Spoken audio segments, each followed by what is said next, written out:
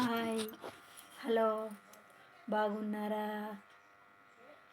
ఒక కథ చెప్పుకుందాం. ఒక రైతు దగ్గర ఒక ఆవు లేగ ఉండేది. ఆవు లేగ రెండు ఉండేటివి. అయితే లేగ దూడను ఆవు ఇంట్లో వదిలిపెట్టి తను మేత మేయడానికి అడవికి వెళ్ళింది.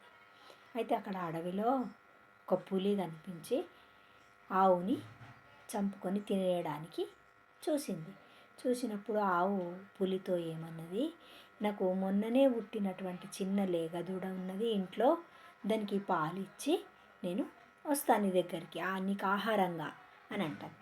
అంటే అప్పుడు పులి ఏమంటుంది, నేనేమన్నా పిచ్చిదానిలా కనబడుతున్నానా? నువ్వు నన్ను నమ్మక ద్రోహం చేయడానికి ఇదంతా ఏదో ఒక నాటకం ఆడుతున్నావా? ఎవరన్నా విడిచబెడితే మళ్ళీ పోయి వస్తారా అని అంటారు.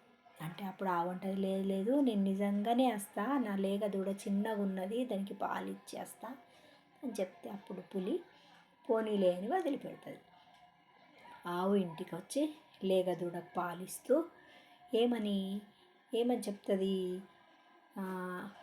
పొదాల చాటుకు వెళ్ళకు, నీటి దగ్గరికి వెళ్ళకు, జాగ్రత్తగా ఉండు అని నీతులు బోధించి తను తిరిగి మళ్ళీ పులి దగ్గరికి వెళ్తుంది.